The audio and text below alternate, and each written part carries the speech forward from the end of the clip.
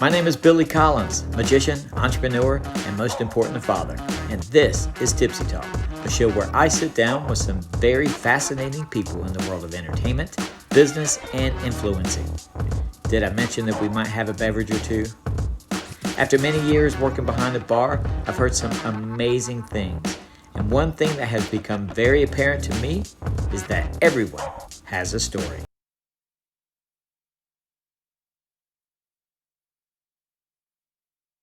What's up, gang? I'm Billy Collins, and this is my show, Tipsy Talk, a show where I sit down, have conversations with some amazing people. We might have a cocktail or two, you never know. On this episode, I'm going to talk to one of my good friends, Mr. Jonathan Molo. Jonathan is a magician, he's a creator, he's a social media influencer, a fantastic dad. Did I mention that he's one of the nicest people you're ever going to meet? Well, with all those things wrapped up in one package called Jonathan Molo, that makes him a perfect candidate for my show, Tipsy Talk. But before we get started, I need your help. I need you to do me a huge favor. Go ahead and hit the subscribe button. You'll see it down below, but there's a little picture right here. And over here, there's a notification bell. That's also down below. Why don't you go ahead and smash that too? I got videos. I want you to see them. Guys, here we go.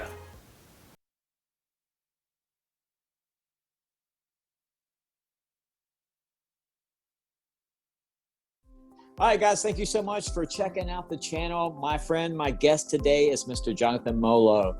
Jonathan, thank you, first of all, for doing this. I really appreciate it. Absolutely, bro. I'm like I said earlier when you asked me in the beginning that I am truly honored to be a part of your show. Thank you. Well, you know, when you offered me a chance to do the virtual shows, and this concept of Tipsy Talk was in my mind, you automatically went on a short list because I think you're one of the most incredible people that I've met in my life. So I appreciate you. I feel the same, bro. So let's go ahead and open your tab. You ready? And let's get started. Let's do this. So all the magic aside, all the virtual shows, all the social media influencing, who is Jonathan Molo? Who is Jonathan? That question gave me chills. Honestly, it gave me chills because it's a deep question. It's a simple question, but deep question. I'm a husband and father, and that always comes first. I try. It's always just like magic. It's always something that you're trying to improve on, because that does come first. As much as I love magic, I love my family just a tad bit more. But I am a family man.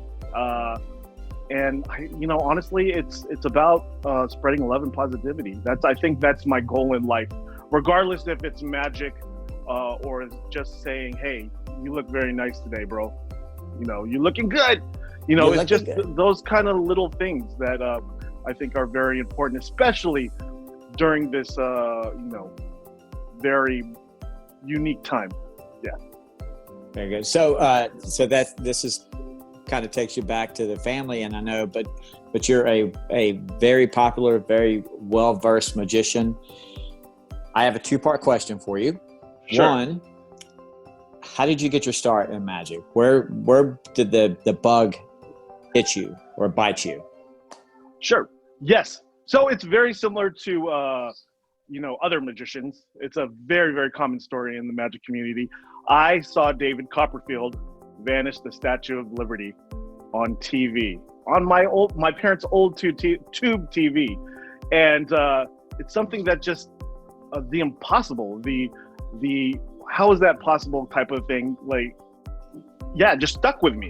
It stuck with me, and I went to my local school library, got a book of magic, and there's still not a lot of books in school libraries or libraries in general.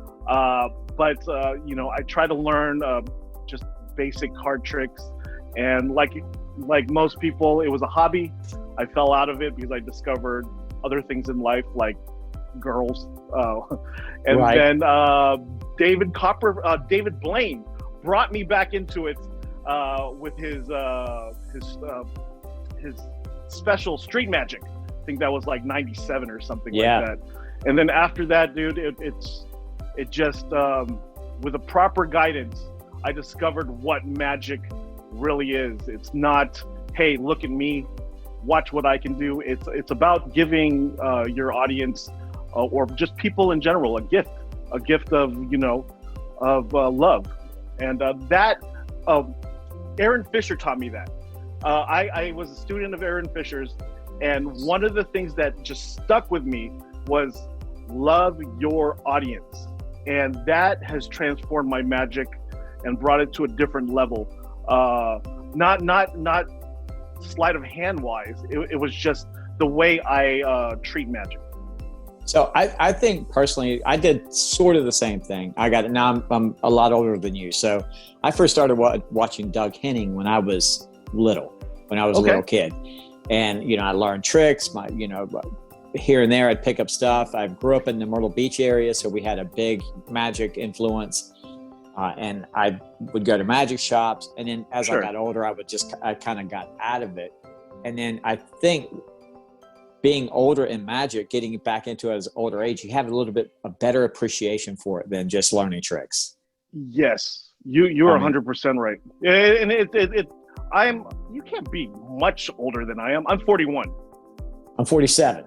So okay, it's not too far off. No, not too far off. So no, but I get what you're saying. It's you just learn things. Like my favorite thing to do when I learn magic is not really the tricks. I love, like all magicians, we love seeing something new and trying something new, but it's about the theory behind magic.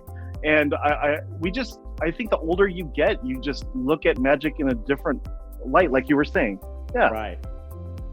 Yeah. Okay. Part 2 of the question. Ready. You are a social media superstar with your TikTok. You were a heavy influencer, and I know you were kind of one of the first that I knew of that jumped on TikTok in the early stage. But how did you find TikTok? What was the meaning, or was it just a new platform that you wanted to try? No. Well, TikTok is a crazy place. But I started TikTok about 2 years ago, a year and a half, 2 years ago. I had a friend on Instagram or on Facebook, I forgot which one, saying you should post stuff on TikTok. And I don't like trying new things. And I just, honestly, this is the behind the scenes. I hate social media with a passion. I do hate too, it. But it's just, we have to do it though. You're absolutely right. We have to do it. It's a great way to grow, our brand, our business, and there's no way of getting around it. So, I fought it.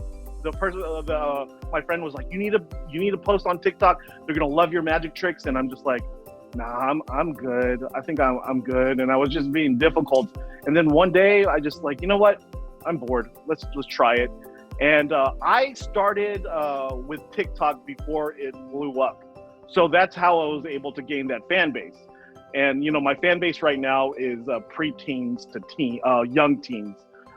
But what's great about this? This is one of the pluses about social media, especially with TikTok, because TikTok in general, if you have kids out there, you better monitor their TikTok because it's really not kid friendly. Just a tip. But I've been to many shows, gigs that I didn't know anybody. They just hired me off the internet, and I had people come up to me and saying, "You're from TikTok," That's and cool. that's really cool. And I'm just like, oh yeah, it's that's the plus about being out on social media and getting your name out there. But TikTok I is think what it too. is. I think in your instance with TikTok, I think you're inspiring others. I see kids that are Thank you. that I watch or I guess see your TikToks, and it's almost like you're inspiring them to do more. Maybe do magic, go in the entertainment field, but I see them inspired. That is our job. I think that is our job as magicians. I mean, it doesn't have to be our job, but there is TikTok. If you don't know, parents, like I said, monitor your children's TikTok. It's full of smut. It's just full of stuff that is not child appropriate. And then my thought process on this whole entire thing is I have to be able to cater and make something that's more positive in their age range. So yeah, I think that, you know, I'm just trying to make myself different. So something that I would push out so my kids could watch it. I think that's my you know. That's a good way to look vision. at it. It's a very good way. I mean, that's a decent way to look at it. So with that being said, of the inspiration, who or what inspires you? Ooh. Who and what inspires I feel like Geraldo Rivera. I'm hitting you with the hard questions. No, they're deep questions. They're honestly really deep questions. I mean, you know, they're meaningful questions. I think that's the thing. Come here. Oh, my son, my youngest, he's running away now. My kids are why I do this. This is why, you know, I have a full-time job and then I do magic full-time. Is because I hate to get morbid, but when around my late 30s, I had that really morbid thought about death, about dying. And true story. And I didn't want to leave this earth because this is another behind the scenes. I work for the government. I work at a place called Fort Irwin, the National Training Center for the U.S. military. And I work specifically in the training area, and it's very high risk. That's the reason why I'm like, I'm driving right next to 18-year-olds that are driving tanks. So like one day I'm just like, man, I can be gone tomorrow. It's just one of those things. Like, and what kind of legacy will I be able to leave my kids? Because, you know, it's very sad and very common that people are like, yeah, you know, my dad was a piece of, or my mom was a piece of. It's one of those things, and I didn't want to leave a legacy like that. You know what I mean? I mean, of course, as parents, we can strive to do better, right. Spend more time with your family, and especially with our busy lives. And I'm still trying to do that. But if I were to die today, I want to leave a blueprint for my children to learn how to be good people. That's exactly. Good, respectful people. When it comes to my kids, not to get off the question path, but with my kids, like my goal as a parent is for my kids to be a way better person than I ever thought I could be. Yes. I want them to, you know, I think I'm a pretty decent person, but I want them to be way better. Yes. You know, and that's my goal as a parent. And I know as a parent yourself, and I've talked to a couple other people on Tipsy Talk. I mean, it's a driving force that some that don't have kids probably don't appreciate. They probably know of, but they don't appreciate as much as we do. So they really don't, especially in this time where, you know, pranks are a thing. Yeah. Trolling is a thing. You know, I have a 12-year-old that just loves that stuff, like eats it up, watches it on YouTube. I'm like, dude, the reason why, you know, we are not necessarily strict, but we're hard on you. We want you to be a person that respects everyone, regardless of like age, sex, creed, whatever they believe in. Will you ever lose the amazing purple suit? Oh, that was the actual question that I got from. Who did you get that question from? Brian. He asked me. He said, ask Jonathan if he'll ever lose a suit. Tell him don't lose the suit. But has he ever thought about losing the suit? I have a suit specifically because I have clients, especially corporate clients, that are like, hey, we love your purple suit, but we would like you to dress up more inconspicuous, I guess. I don't know. But and also I get hired for events that are like, we don't want people to know that you're a magician, so wear a different type of suit. It's stuck. You know, there's a magician at the Magic Castle. He's seen a couple of my videos where I'm not wearing my purple suit, and he laid into me. He was like, dude, that's your brand. You need to wear that all the time. I don't care if you're doing it for schools, if you're doing it for this. So just for that sake, because I don't want to get beat up by the Magic Castle. I got you. By the Magic Castle, we're just gonna keep it. Well, good. It's look, trust me. There's two people that can do it and rock it. That would be you and Sean Farquaad. That's the only two that I know that. Funny thing, Magic Live last year, a couple people passed by me and they were like, "Hey, it's the Filipino Sean Farquaad," because I wore it one night. That's funny. Yeah, it is what it is. Oh, you know what? That's a great person to be associated with. Oh yeah, absolutely. Well, the funny thing is the reason why I chose purple, because at the time I don't do too many kids shows these days. I'm very particular. Like I'll do charity events here and there, but I'm not very stylish. You can ask my wife. I'm not very stylish, and she.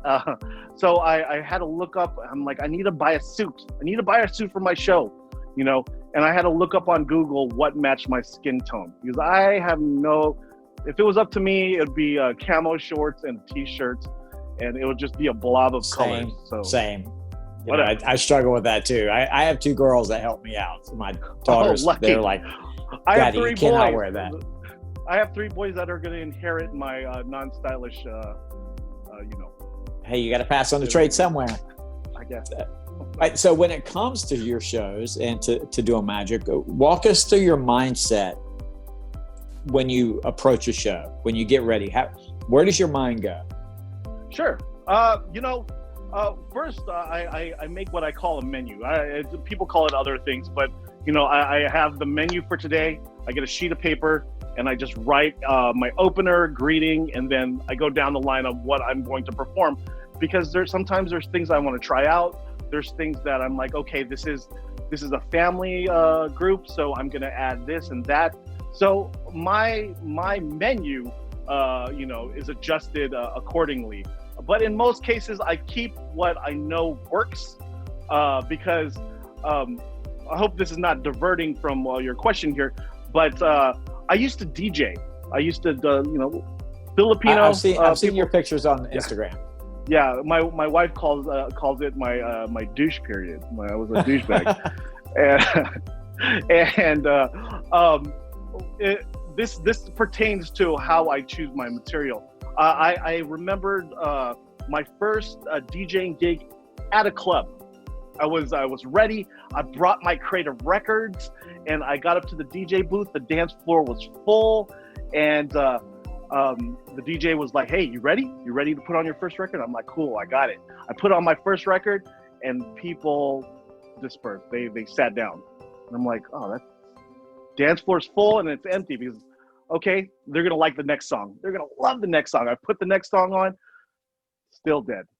And then I played for about 10-15 minutes, and I'm like, "This is just horrible." This is the music that I love hearing. I love playing. I talked to the DJ who DJs at the club, and he was like, "Dude, it's not about you. It's about what people want. It's not about you playing your favorite music. It's about entertaining everybody. If they like Lady Gaga, you better play it. That's the thing. I'm not a big Lady Gaga fan. It's all about what the people want to see. So when I go into putting my sets, I have plenty of tricks. Magician loves, we love, we just love magic tricks. But at the end of the day, I'm putting things that I know that, will do well for my audience. So you had to, I think we get so locked into wanting to show off everything that we have sometimes that we forget that the audience is the purpose. So I'm with you. And it took me so long to because I just wanted to throw up a bunch of magic tricks on everybody. Oh, but absolutely. Then it was like, well, wait a minute. It's about them, not you. So just, one of the books that taught me this concept, and it was Darwin Ortiz's Strong Magic. He talked about how magicians love to fall in love with methods. Like, oh, this is a sneaky method. Oh, this is going to be great. But it doesn't really translate, to your layman, to the audience. That's another thing. We're continuing, the older we get, we're continuing to learn and what the audience wants and why we do this. And, we're always getting better. Yeah, exactly. So You kind of touched on this one question in when I asked you what inspires you, but take the family out of it. Out of all the effort, the creativity, I mean, coming up with the online virtual show and offering all of us to come in, I thought it was one of the most, because you hit it right off the bat. You're almost like with your TikTok. I mean, you were like right on it, right in the beginning. You knew where the attention needed to go. And I applaud you for that. But why do you do all this stuff? Why do I do this? Because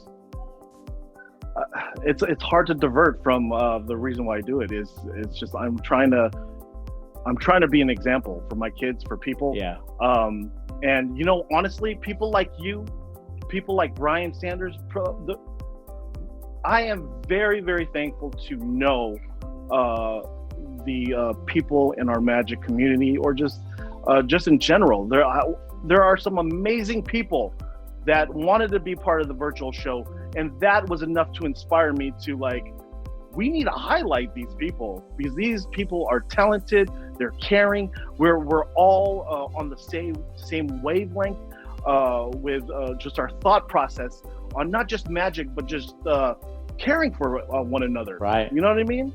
Because the crazy thing is, there was one out of 50 to 100 people that I asked, like, hey, you know, I'm putting the show together. This is for people to, for during the pandemic, you know, get everybody's mind off of all this stuff. You know, nobody asked, except for one person, which will go unnamed. Nobody asked, like, how much do I get? What do I get? Oh. What do I get something? And hey, I get it. We live in a time that people are really struggling. I get it. But I don't think that was behind this person's thing. That's another story. Yeah, that's we'll get into another. later. Yeah. Yeah, but when we meet up in Vegas, we'll talk about yes. it. Yes. But this community amazes me, man. It's all of you inspire me just to be better. And I you know, it's all of us are doing this from the heart. And I know you do it because you have a good heart. I know the people that we know mutually, we do it because we care about people. We love people. And yeah, I'm very honored to be part of that community. That's awesome, what inspires dude. me. That's so that Absolutely. yeah, that's amazing. So last call, buddy. Let's do it. Last call at the bar here. So Let's do it. Basically, last call is I fire off some random. I'll fire off two things, and I want you to just name one that you Let's like do it. over the others. That is plain and simple. I'm already sweating. Let's do it. I'm ready. Okay. All right, you ready? All Yes. right. Stage or close up? A close up. Coins or cards? Cards. Copperfield or Blaine? A Copperfield. Copperfield. I figured with the tattoo. I think you have a Blaine tattoo as well, or you're getting No, one? we're about to get one right next to it, but the Copperfield is there already. Okay. Hot dogs or hamburgers? Hamburgers. Last one, buddy. Superman or Batman? Batman. Shout out to my son Asher. He's a big Batman fan. Big Batman Yes. fan. Love that kid. He's amazing. So, all right, guys. We're going to go ahead and I'm going to close your tab out. And closing the I tab out appreciate it, means bro. that all you do is gives you a chance to plug yourself, tell everyone how they can follow you or how they can get in touch with you for bookings. Oh, absolutely. Thank you so well. First of all, I want to thank you for giving me this opportunity. I'm just very thankful that we cross paths. And that's another thing about social media. Social media is amazing. We get to cross we paths met, with, yeah. Yes, that's how we met. But you could follow me on Instagram at Jonathan_Molo, get your magical fix. Or if you want to book me, go to Jonathan Molo, JONATHANMOLO.com, and you can find some information about what I do. Thank you. And Jonathan, thank you for doing this. I really appreciate you. You know, you mean the world to me. And guys, I want you to do me a favor. I'm going to leave all Jonathan's information. You'll see the link. I'll put it in the description down below. Please book this guy. I love him to death. You're going to love him too. And I love all of you guys. So guys, Go ahead and hit the subscribe button. Go ahead and hit the notification, all that fun stuff that you do. Go ahead and leave me a comment if you'd like to see other people or talk to different ones. Jonathan, love you, brother. I'll talk to you soon. Love you too, brother. Take care. Thank you. See ya.